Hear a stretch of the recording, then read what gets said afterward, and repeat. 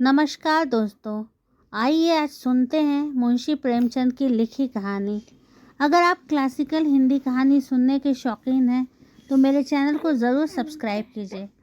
जैसा आप जानते हैं, हिंदी साहित्य के महान लेखक मुंशी प्रेमचंद ने अपनी कहानियों के ज़रिए समाज की सच्चाई, गरीबों का दर्द और इंसानियत की आवाज़ को शब्द दिए।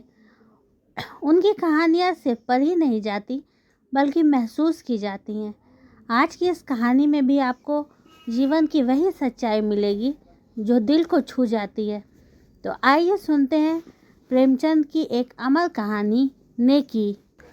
सावन का महीना था। रेवती रानी ने पाँव में मेहंदी रचाई, मांग चोटी संवारी और तब अपनी बूढ़ी सास ने जाकर बोली, अम्मा जी, आज भी मेला देखने जाऊंगी।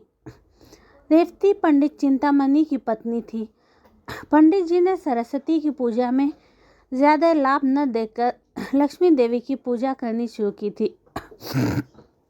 लेन देन का कारोबार करते थे, मगर और महाजनों के विपरीत खास हालतों के सिवा 25% से ज़्यादा सूद लेना उचित न समझते थे। रेवती की सास बच्चे को गोद में लिए खटोले पर बैठी थी। बहू की बात सुनकर बोली, भीग जाओगी तो बच्चे को जुकाम हो जाएगा। रेवती, नहीं अम्मा, कुछ देर न लगेगी, अभी चली आऊँगी। रेवती के 2 बच्चे थे, एक लड़का, दूसरी लड़की। लड़की अभी गोद में थी और लड़का हीरामन 7वें साल में था। रेवती ने उसे अच्छे अच्छे कपड़े पहनाए, नज़र लगने से बचाने के लिए माथे और गालों पर काजल के टीके लगा दिए। गुड़िया पीटने के लिए एक अच्छी रंगीन छड़ी दे दी और अपनी सहेलियों के साथ मेला देखने चली। क्षीर सागर के किनारे औरतों का बड़ा जमघट था। नीलगू घटाएं छाई हुई थी। औरतें 16 श्रृंगार किए सागर के खुले हुए हरे भरे सुंदर मैदान में सावन की रिमझिम वर्षा की बहार लूट रही थी। शाखों में झूले पड़े थे। कोई झूला झूलती, कोई मल्हार गाती, कोई सागर के किनारे बैठी लहरों से खेलती। ठंडी ठंडी खुशगवार पानी की हल्की हल्की फुहार, पहाड़ियों की निखरी हुई हरियावल, लहरों के दिलकश झकोले मौसम को ऐसा बना रहे थे कि उनमें संयम टिक न पाता था। आज गुड़ियों की विदाई है। गुड़िया अपने ससुराल जाएंगी। कुंवारी लड़कियां हाथ पांव में मेहंदी रचाए गुड़ियों को गहने कपड़े से सजाए उन्हें विदा करने आई हैं। उन्हें पानी में बहाती हैं और छक छक कर सावन के गीत गाती हैं। मगर सुख चैन के आंचल से निकलते ही इन लाल प्याल में पली हुई गुड़ियों पर चारों तरफ से छरियों और लकड़ियों की बौछार होने लगती है। रेवती यह सैर देख रही थी और हीरामन सागर की सीढ़ियों पर और लड़कियों के साथ गुड़िया पीटने में लगा हुआ था। सीढ़ियों पर काई लगी हुई थी। अचानक उसका पांव फिसला तो पानी में जा पड़ा। रेवती चीख मारकर दौड़ी और सर पीटने लगी। दम के दम में वहाँ मर्दों और औरतों का ठठ लग गया, मगर यह किसी की इंसानियत तकाजा न करती थी कि पानी में जाकर मुमकिन हो तो बच्चे की जान बचाए। संवारे हुए बाल न बिखर जाएंगे, धुली हुई धोती न भीग जाएगी। कितने ही मर्दों के दिलों में यह मर्दाना ख्याल आ रहे थे। 10 मिनट गुजरे मगर कोई आदमी हिम्मत करता नजर न आया। गरीब रेवती पछाड़े खा रही थी। अचानक उधर से एक आदमी अपने घोड़े पर सवार चला जाता था। यह भीड़ देखकर उतर पड़ा और एक तमाशाई से पूछा, ये कैसी भीड़ है? तमाशाई ने जवाब दिया, एक लड़का डूब गया है। मुसाफिर कहाँ? तमाशाई, जहाँ वह औरत खड़ी रो रही है। मुसाफिर ने फौरन अपनी गाढ़े की मिर्जई उतारी और धोती कसकर पानी में कूद पड़ा। चारों तरफ सन्नाटा छा गया। लोग हैरान थे कि यह आदमी कौन है। उसने पहला गोता लगाया, लड़के की टोपी मिली। दूसरा गोता लगाया तो उसकी छड़ी हाथ में लगी और तीसरे गोते के बाद जब ऊपर आया तो लड़का उसकी गोद में था। तमाशाइयों ने जोर से वाह वाह का नारा बुलंद किया। माँ दौड़कर बच्चे से लिपट गई। इस बीच पंडित चिंतामणि के और कई मित्र आ पहुँचे और लड़के को होश में लाने की फिक्र करने लगे। आध घंटे में लड़के ने आँख खोल दी। लोगों की जान में जान आई। डॉक्टर साहब ने कहा, अगर लड़का 2 मिनट पानी में रहता तो बचना असंभव था। मगर जब लोग अपने गुमनाम भलाई करने वाले को ढूंढने लगे तो उसका कहीं पता न था। चारों तरफ आदमी दौड़ाए, सारा मेला छान मारा, मगर वह नजर न आया। 20 साल गुजर गए। पंडित चिंतामणि का कारोबार रोज बरोज बढ़ता जाता था। इस बीच में उसकी माँ ने 7 यात्राएं की और मरी तो ठाकुर द्वारा तैयार हुआ। रेवती बहू से सास बनी। लेन देन बही खाता हीरामणि के हाथ में आया। हीरामणि एक हष्ट-पुष्ट, लंबा, तगड़ा नौजवान था, बहुत अच्छे स्वभाव का, नेक। कभी कभी बाप से छिपाकर गरीब असामियों को यूं ही कर्ज दे दिया करता था। चिंतामणि ने कई बार इस अपराध के लिए बेटे को आंखें दिखाई और अलग कर देने की धमकी दी थी। हीरामणि ने एक बार एक संस्कृत पाठशाला के लिए 50 रुपये चंदा दिया। पंडित जी उस पर ऐसे क्रुद्ध हुए कि 2 दिन तक खाना नहीं खाया। ऐसे अप्रिय प्रसंग आए दिन होते रहते थे। इन्हीं कारणों से हीरामणि की तबीयत बाप से कुछ खिंची रहती थी, मगर उसकी यह सारी शरारतें हमेशा रेवती की साजिश से हुआ करती थी। जब कस्बे की गरीब विधवाएं या जमींदार के सताए हुए असामियों की औरतें रेवती के पास आकर हीरामणि को आंचल फैला फैला कर दुआएं देने लगती तो उसे ऐसा मालूम होता, मुझसे ज़्यादा भगवान और मेरे बेटे से ज़्यादा नेक आदमी दुनिया में कोई ना होगा। तब उसे बरबस वह दिन याद आ जाता जब हीरामणि किरत सागर में डूब गया था और उस आदमी की तस्वीर उसकी आंखों के सामने खड़ी हो जाती जिसने उसके लाल को डूबने से बचाया था। उससे उसके दिल की गहराई से दुआ निकलती और ऐसा जी चाहता कि उसे देख पाती तो उसके पांव पर गिर पड़ती। उसे अब पक्का विश्वास हो गया था कि वह मनुष्य न था बल्कि कोई देवता था। वह अब उसी खटोले पर बैठी हुई जिस पर उसकी सास बैठती थी, अपने दोनों पोतों को खिलाया करती थी। आज हीरामणि की 27वीं सालगिरह थी। रेवती के लिए ये दिन साल के दिनों में सबसे अधिक शुभ था। आज उसका दया का हाथ खूब उदारता दिखलाता था और यही एक अनुचित खर्च था जिसमें पंडित चिंतामणि भी शरीक हो जाते थे। आज के दिन वह बहुत खुश थी और बहुत रोती, और आज अपने गुमनाम भलाई करने वाले के लिए उसके दिल से जो दुआएं निकलती वह दिल और दिमाग की अच्छी से अच्छी भावनाओं में रंगी होती थी। उसी दिन की बदौलत तो आज मुझे यह दिन और सुख देखना नसीब हुआ है। एक दिन हीरामणि ने आकर रेवती से कहा, अम्मा, श्रीपुर नीलाम पर चढ़ा हुआ है, कहो तो मैं भी दाम लगाऊं। रेवती, 16 आना है। हीरामणि, 16 आना अच्छा गांव है, ना बड़ा न छोटा, यहाँ से 10 कोस है। 20,000 तक बोली चल चुकी है, 100-200 में ख़त्म हो जाएगी। रेवती, अपने दादा से तो पूछो। हीरामणि, उसके साथ 2 घंटे तक माथापच्ची करने की किसे फुर्सत है। हीरामणि अब घर का मालिक हो गया था और चिंतामणि की एक न चलने पाती। वह गरीब अब ऐनक लगाए एक गद्दे पर बैठे अपना वक्त खांसने में खर्च करते थे। दूसरे दिन हीरामणि के नाम पर श्रीपुर ख़त्म हो गया। महाजन से जमींदार हुए, अपने मुनीम और 2 चपरासियों को लेकर गांव की सैर करने चले।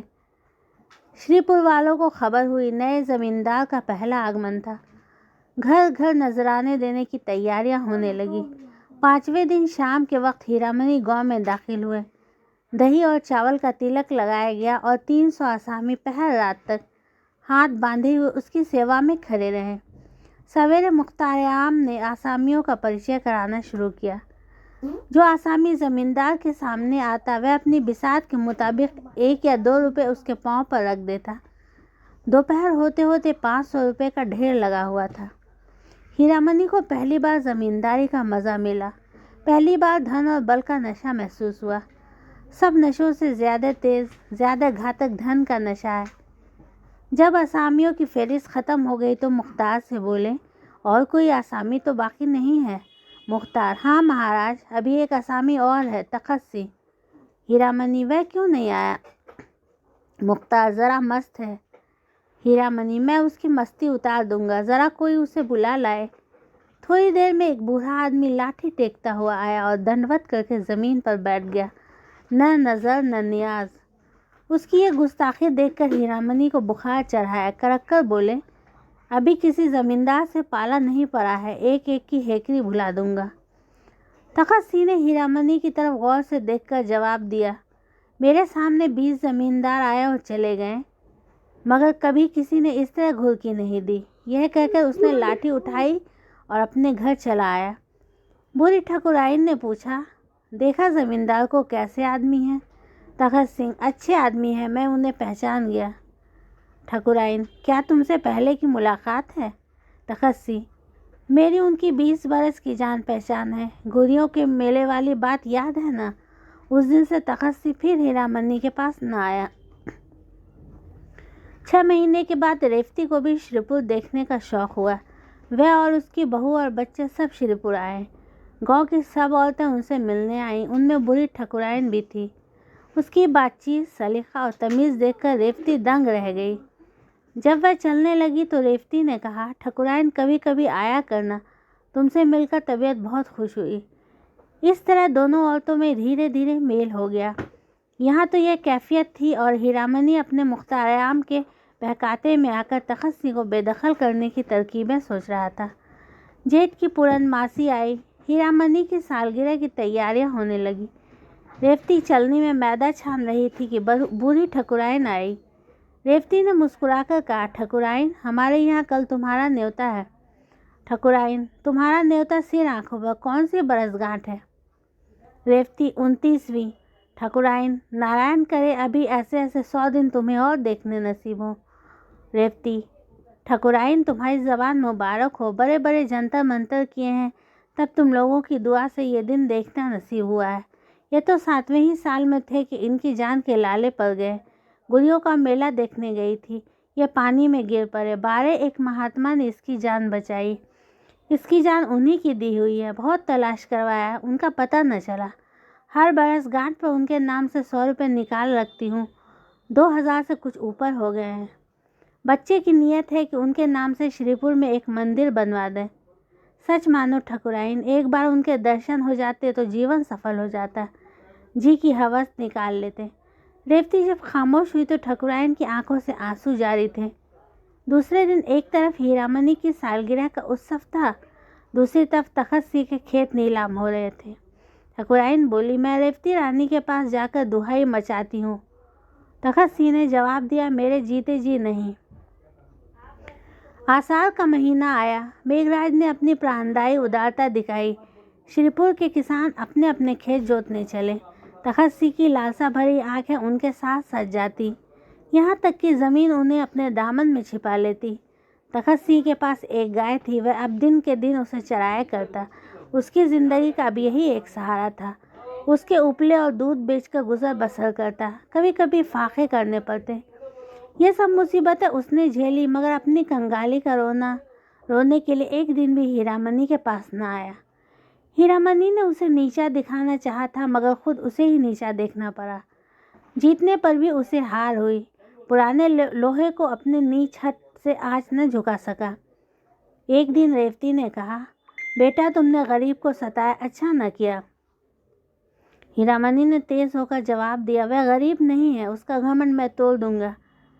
दौलत के नशे में मतवाला जमींदार वह चीज़ तोड़ने की फिक्र में था जो कहीं थी ही नहीं। जैसे नासमझ बच्चा अपनी परछाई से लड़ने लगता है।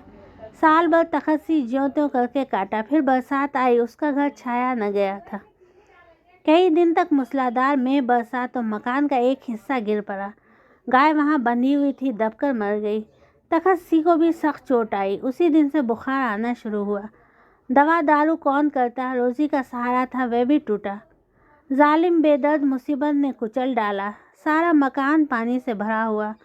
घर में अनाज का एक दाना भी नहीं। अंधेरे में पड़ा हुआ कराह रहा था कि रेवती उसके घर आई। तखत सिंह ने आंखें खोली और पूछा, कौन है? ठकुराइन, रेवती रानी है।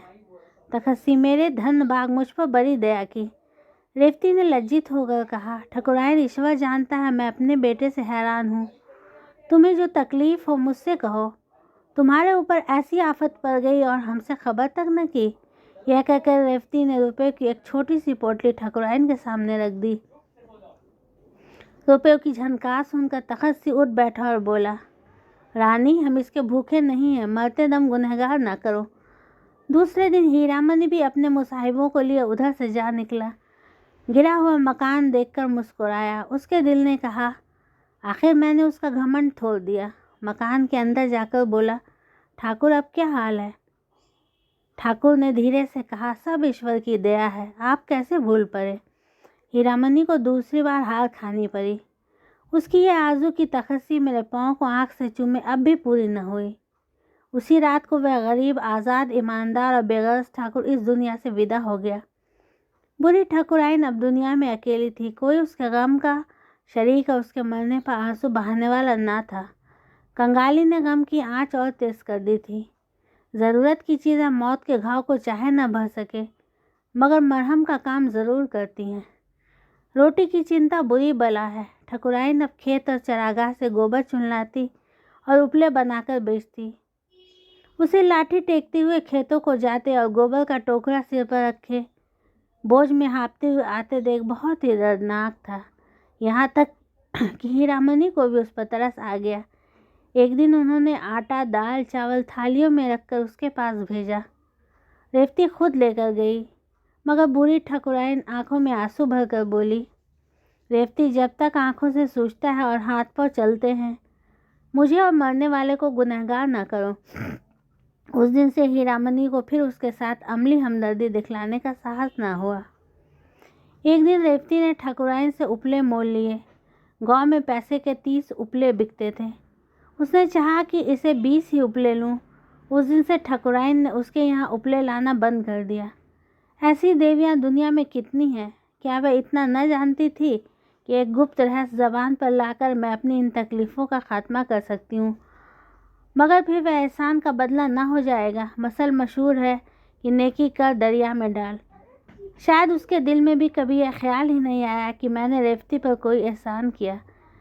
यह वज़ादार आन पर मरने वाली औरत पति के मरने के बाद 30 साल तक जिंदा रही। यह ज़माना उसने जिस तकलीफ़ से काटा, उसे याद करके रोंगटे खड़े हो जाते हैं। कई कई दिन निराहार बीत जाते। कभी गोबर न मिलता, कभी कोई उपले चुरा ले जाता। ईश्वर की मर्जी। किसी का घर भरा हुआ है, खाने वाला कोई नहीं। कोई रो रो रो कर जिंदगी काटता है। बुढ़िया ने ये सब दुख झेला, मगर किसी के सामने हाथ ना फैलाया। हीरामनी की 30वीं सालगिरह आई।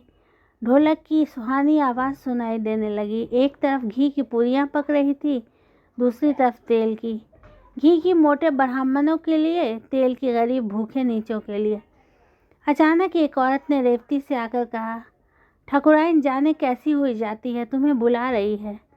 रेवती ने दिल में कहा, आज तो खैरियत से काटना, कहीं बुढ़िया मर न रही हो। ये सोचकर वह बुढ़िया के पास न गई। हीरामनी ने जब देखा अम्मा नहीं जाना चाहती तो खुद चला। ठाकुराइन पर उसे कुछ दिनों से दया आने लगी थी, मगर रेवती मकान के दरवाजे से उसे मना करने आई। यह रहमदिल, नेक मिजाज, शरीफ रेवती थी। हीरामनी ठाकुराइन के मकान पर पहुंचा तो वहां बिल्कुल सन्नाटा छाया हुआ था। बूढ़ी औरत का चेहरा पीला था और जान निकलने की हालत उस पर छाई हुई थी। हीरामनी ने जो उसे कहा, ठाकुराइन, मैं हूँ हीरामनी। ठाकुराइन ने आंखें खोली और इशारे से उसे अपना सिर नज़दीक लाने को कहा। फिर रुक रुक कर बोली, मेरे सिरहाने पिटारी में ठाकुर की हड्डियाँ रखी है। मेरे सुहाग का सिंदूर भी वहीं है। यह दोनों प्रयागराज भेज देना। यह कहकर उसने आंख बंद कर ली। हीरामनी ने पिटारी खोली तो दोनों चीज़ें हिफाजत के साथ रखी हुई थी।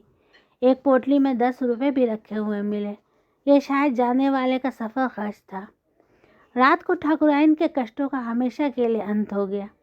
उसी रात को रेवती ने सपना देखा। सावन का मेला है, घटाएं छाई हुई हैं, मैं किरत सागर के किनारे खड़ी हूँ। इतने में हीरामनी पानी में फिसल पड़ा। मैं छाती पीट पीट कर रोने लगी। अचानक एक बूढ़ा आदमी पानी में कूदा और हीरामनी को निकाल लाया। रेवती उसके पांव पर गिर पड़ी और बोली, आप कौन हैं? उसने जवाब दिया, मैं श्रीपुर में रहता हूँ, मेरा नाम तखस्सी है। श्रीपुर अब भी हीरामनी के कब्ज़े में है, मगर अब रौनक दोबाला हो गई है। वहाँ जाओ तो दूर से शिवालय का सुनहरा कलश दिखाई देने लगता है। जिस जगह तखत सिंह का मकान था, वहाँ ये शिवाला बना हुआ है। उसके सामने एक पक्का कुआं और पक्की धर्मशाला है। मुसाफिर यहाँ ठहरते हैं और तखत सिंह का गुण गाते हैं। ये शिवाला और धर्मशाला दोनों उसके नाम से मशहूर है। तो ये कहानी आपको कैसी लगी? बहुत ही दिल छू लेने वाली कहानी है। तो ऐसी ही और कहानियों के लिए मेरे चैनल को ज़रूर सब्सक्राइब कीजिए। मेरी वीडियोस को लाइक शेयर करना मत भूलिएगा। Thanks for watching.